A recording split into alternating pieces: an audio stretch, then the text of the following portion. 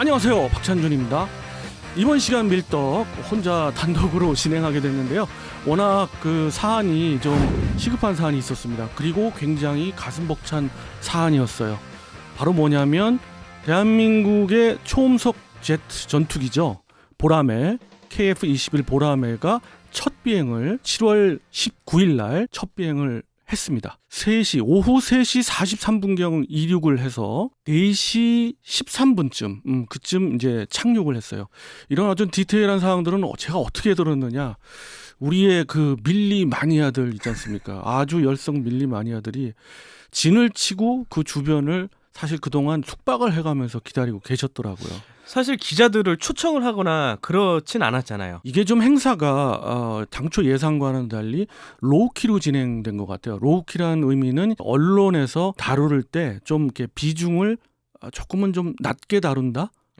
내지는 그렇게 조심한다. 예. 그리고 또 카이 측에서도 비공개의 뉘앙스를 띤, 혹은 또 비공개를 공식화하기도 했습니다만은 조금은 비공개로 이제 진행을 한 그런 느낌이 있어요. 혹시나 실패할 수도 있는 가능성 때문에도 그런가요? 그런 것들은 많은 분들이 그런 예측을 하는데 사실은 그렇지 않고요. 예. 많은 전투기를 개발할 때의 그 첫 비행에서 뭐 언론에 그렇게 크게 보도를 한다든가 하는 거는 그렇게 많지는 않았어요. 뭐 군사 강국들은 그런 경우가 또 많기도 했을 거고, 그런데 그동안 국민들한테도 많은 홍보가 있었잖아요. 방위사업청을 위시해서 이제 정부 차원에서의 홍보도 있었고 카이 차원에서의 홍보도 있었는데 그런 거에 비하면 조금은 조용히 첫 비행을 한 거 아닌가 하는데, 저는 이렇게 생각합니다. 그런 첫 비행의 의미가 떨어졌다기보다는 그 의미는 의미대로 전달하지만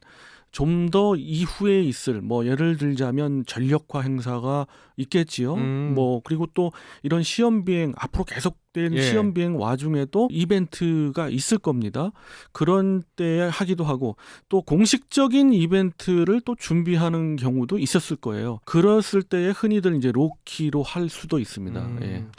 이게 사천 기지에서 진행을 했고, 이게 처음으로 가자면 2001년 8월 김대중 대통령이 국산 전투기 개발 선언을 하고 나서 거의 한 21년 만에 진행이 된 건데 30분 동안 비행이 됐어요. 이게 보니까 세계에서 8번째로 4.5세대 초음속 전투기를 개발한 국가로 기록이 됐더라고요. 이 개발하려고 했던 그 이유는 무엇이었을까요, 당시에? 대한민국 공군 입장에서 본다면, 우선 전력 입장에서 본다면은 F4와 F4 팬텀의 그 노후화의 진행 속도로 봤을 때 지금쯤 새로운 기체를 도입하거나 아니면 자주국방의 진정한 의미를 되새기기 위해서 우리가 우리 스스로 전투기를 개발해야 되지 않느냐 하는 그런 그 공감대가 형성이 됐었고, 어떤 의미에서 정부 차원의 어떤 드라이브도 분명히 있었습니다만은 공군에서의 의지 그리고 업계에서의 의지가 이제 곁들여져 가지고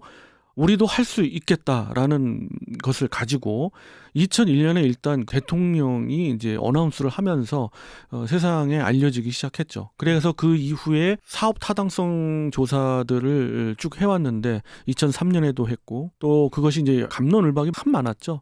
그래서 2007년에 다시 또 재차 사업 타당성 조사가 다시 들어갔어요.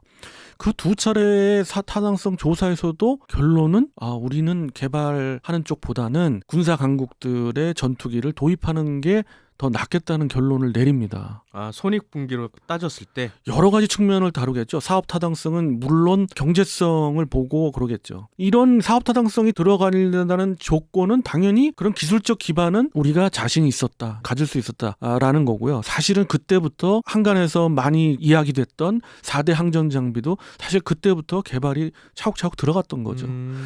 그렇지만은 그런 사업 타당성 조사가 계속 개발을 하지 않는 분위기로 갔고, 그러다가 이제 민간한테 이제 그 다음에 또 민간한테 맡겼습니다. 건국대에 한번 의뢰를 했는데 거기에서 사업 타당성 조사에서 개발을 해도 된다는, 개발이 더 유리하다는 그런 결론이 나서 그때부터 좀 적극적으로 개발을 시작하게 됐죠. 그럼 제작하는데 어려움은 없었는지에 대한 궁금증이 있거든요.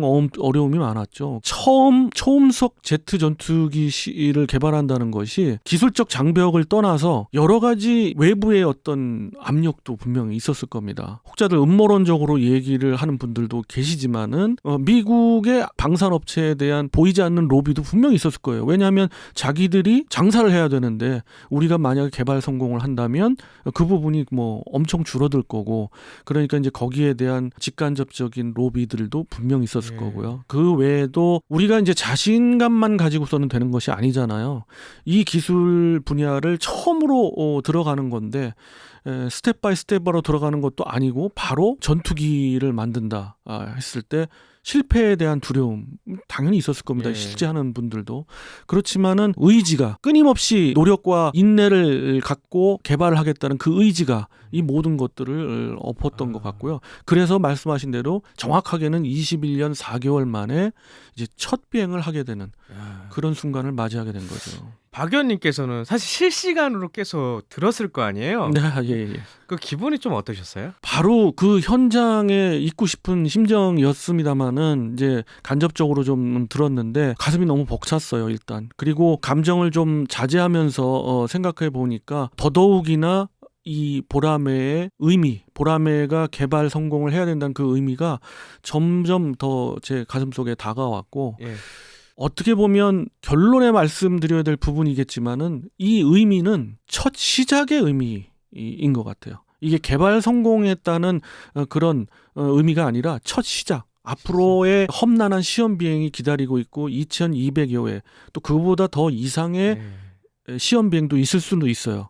그런 것들에 대한 것들이 이제 주마등처럼 스쳐 지나가면서 이제 시작이구나. 그런 느낌까지 받았습니다. 두려움 반, 기대감 반. 그렇죠. 약간 이 정도. 네네.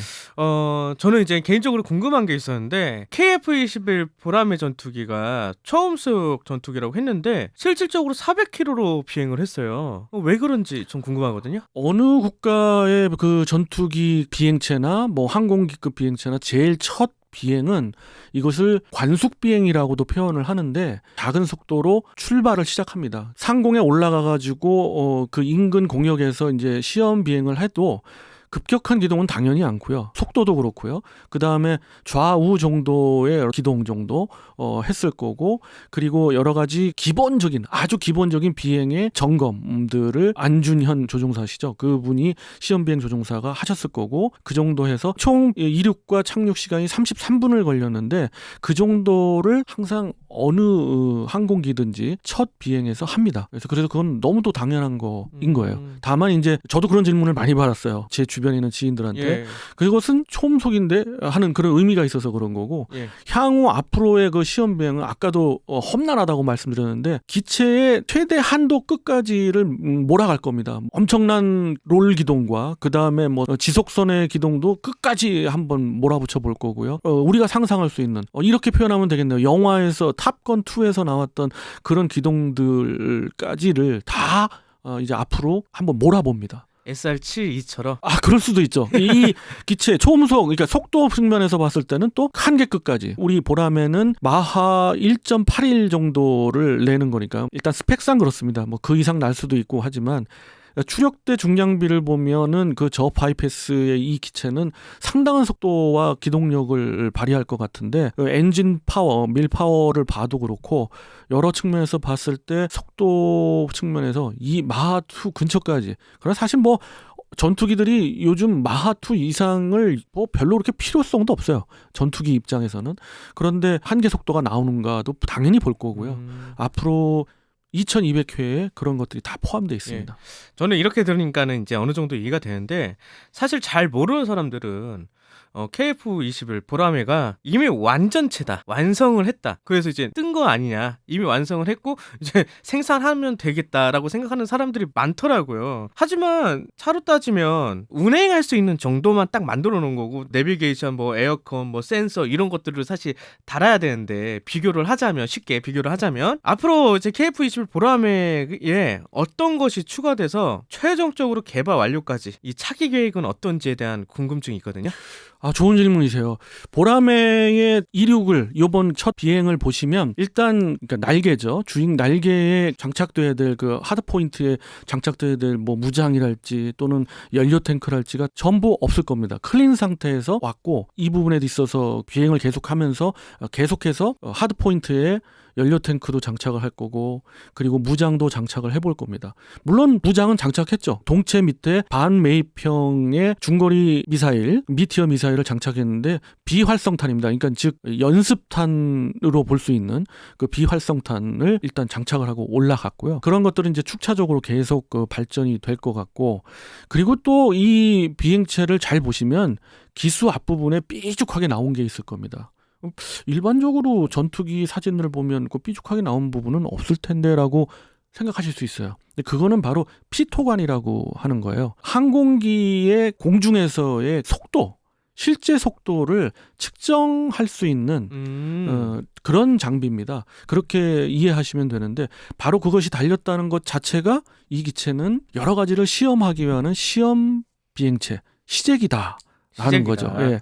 그래서 말씀 주신 대로 항전 물론 뭐 내비게이션 막 이렇게 이제 비교를 하셨지만은 사실 그 많은 부분 4대 항전 장비로 대표되는 에비오닉스 장비들은 4가지 중에 이제 3가지는 벌써 장착을 했어요. 장착을 진짜요? 하고 뜨고 있고 앞으로 시제품까지 다 납품이 돼서 시제기에 1호기부터 해가지고 이제 2호기, 3호기, 4호기, 5, 6호기까지가 우리 이제 시제 비행체로 되잖아요. 벌써 5호기는 다 완료가 됐고 이달 중에 이제 6호기까지 완성이 됩니다. 저는 한 대만 만든 줄 알았어요. 아닙니다. 뭐 4호기와 6호기는 벌써 복작이고요. 참고로 말씀드리면 어떤 언론에서는 뭐 8호기, 7호기도 얘기하는데 그 부분은 지상에서 구조 시험만 하는 비행체가 2개가 있어요. 2대가. 그걸 포함하면 이제 전체 시제기라고 할 수 있는 게 이제 넓은 의미에서 8대가 되는 거고요.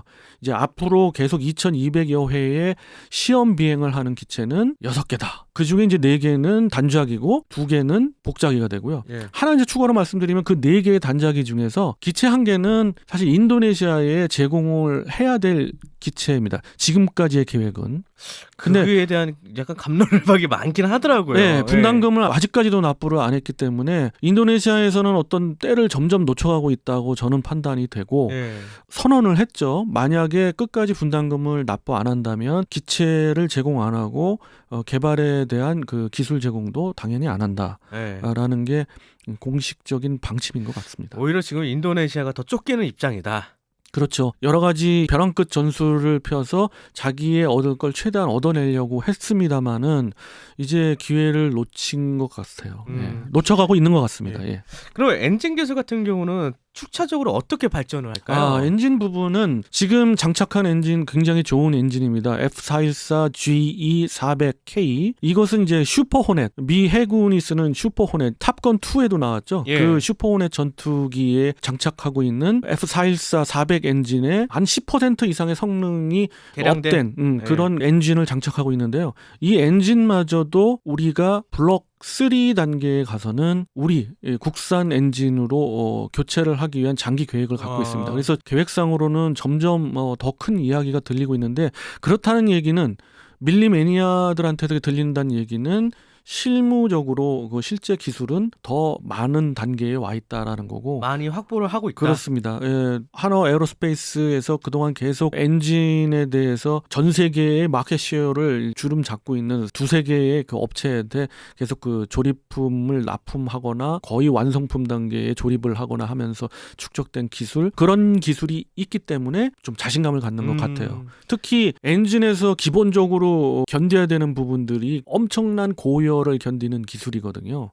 그 기술에서 지금 현재 목표는 1800도 이상의 온도를 견디는 재료공학적인 기술이 있기 때문에 더더욱 자신감을 갖는 것 같습니다. 저는 이렇게 들으면 사실 좀 애매모호하거든요. 연도로 따지면 한 어느 정도 연도까지 갔을 때 완료가 좀 될까요? 네, 그 지금 기본 계획이 그렇습니다.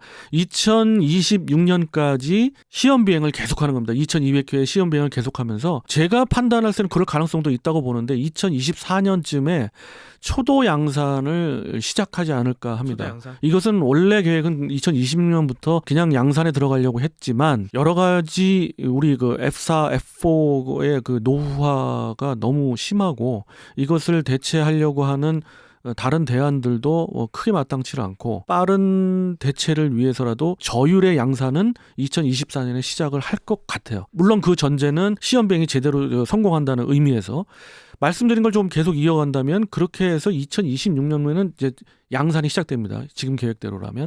그래서 2028년까지 블록 1이라고 하죠. 40대의 보라매가 이제 양산이 되고요.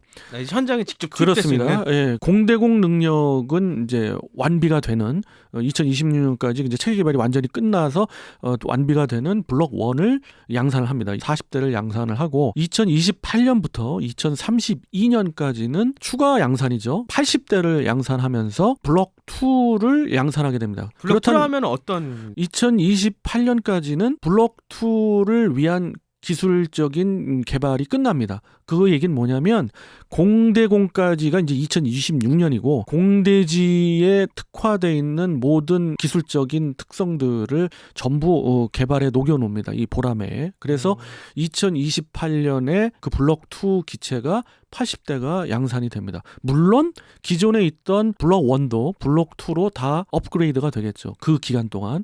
그래서 2032년까지 120대 양산이 기본 양산의 목표고요. 이 보라매의 확장성이라는 거는 지금들 많이 앞서가서도 얘기하지만 사실 확장성이 굉장히 큰 기체이긴 합니다. 처음부터 스텔스 구조를 염두에 둔 기체였고 그런 것들이 있기 때문에 흔히 우리가 얘기하는 5세대 내지는 5.5세대로의 발전 가능성이 있다. 그러니까 기술은 2028년부터 2032년까지는 스텔스 기술, 그러니까 5세대를 접목시키기 위한 본격적인 개발이 될 겁니다. 기반 기술은 지금 갖고 있고요. 그런 것이 이제 보라매에 녹여져서 향후에는 이제 계획상에는 아직까지 공식적으로는 없지만 2032년 이후에는 블록 3로 가지 않을까. 바로 그 단계에서 그때까지 계속해서 개발해오는 우리의 엔진 기술까지 포함해서 완전한 완성체, 뭐 레이더부터 해서 저 머리부터 발끝까지라는 표현을 써야 되겠죠. 그까지 모두 국산화를 이룰 수 있다라는 계획을 갖고 있습니다. 듣기만 해도 감격스러운데 이 KF-21 보라매기가 향후 대한민국 국방력에 어떤 영향을 줄지 이제 요거에 대한 마지막 질문을 하고 싶어요. 너무 커다란 영향을 줄 것 같습니다. 우선 현대전에서의 상당한 부분의 영향력을 가지고 있는 게 공군력이고 그 공군력의 힘의 바탕이 되는 게 전폭기 전력들이죠. 우리가 그동안에 종합공군에 등한시했다지만은 사실은 전폭기 분야에 너무도 심혈을 기울였기 때문에 종합공군력이 좀 모자란 거 아니냐는 비판을 그동안 들어왔던 건데 그렇게까지 중요한 전투기 전력이 우리 손으로 개발된 기체가 되기 때문에 우리 마음대로 개발을 할 수가 있는 겁니다. 사실 어떻게 보면 보라매의 개발을 퇴색시키는 게 아니라 보라매가 시작이라고 하는 그 진정한 의미 중에 하나는 이 보라매가 개발되면서 우리의 독침 기술인 우리가 잘할 수 있는 유도 무기 체계의 다양한 무기들을 장착할 수 있는 플랫폼이 되는 의미가 가장 큽니다. 이 보라매는. 그래서 그동안 많이들 이야기해온 공대공 미사일을 우리가 지금 개발하고 있고요. 뭐 시커 개발. 추진체는 전 세계에 내놓으라는 수준에 들어와 있고 탄두부에 있는 시커 부분인데 그 부분도 LIG 넥스원이랄지 이런 업체에서 상당한 수준으로 지금 개발돼 있어서 공대공 미사일도 곧 나올 것 같고 공대지 부분도 많이들 이야기하고 있지 않습니까? 초음속 순항 미사일, 나아간 극초음속 순항 미사일 같은 독침 기술 이러한 미사일들을 마음대로 우리가 인티해서 보라매에 장착을 할 수 있다는 게 가장 큰 이점이자 너무도 큰 변화고 진정한 자주국방으로 가는 거시적인 효과인 거죠. 하나 더 추가적으로 궁금한 게 있는데 만약에 전장이 발생할 시에 보라매기는 과연 지금에 있는 기체들 가운데서 어떤 역할을 할까요? 미들급 전력이라고는 하지만 사실 미들급 공군의 허리가 굉장히 중요한 것이고 적의 스텔스기를 요격하는 것도 사실은 결국 보라매가 해야 될 것 같고요. 그 다음에 스트라이크 패키지를 구성해서 중심 깊이 타격을 하는 데에 호위랄지 실제 타격이랄지 이런 부분도 다 맡을 수가 있습니다. 즉 지금 KF-16이 맞는 전력들을 대체한다고 보시면 돼요. 미래에는. 그런 아주 전력이고 나아가서는 어떻게 본다면 우리의 유도무기 체계의 기술들이 나날이 발전하고 있기 때문에 저는 내심 그렇습니다. 5.5세대로 발전을 한다 그러면 지금 우리가 갖고 있는 모든 공군력을 거의 다 커버할 수 있는 계열 기체까지 보람의 뭐 2라고 할까요? 3라고 할까요? 저 나름대로 붙여봤습니다만 그런 것까지 나아갈 수 있는 그런 전력인 것 같고 그런 의미에서의 보람이고 한마디로 말해서 이제 장대한 걸음을 내디뎠다라고 표현해 드리고 싶습니다. 예. 위대한 여정의 시작이다. 그렇죠.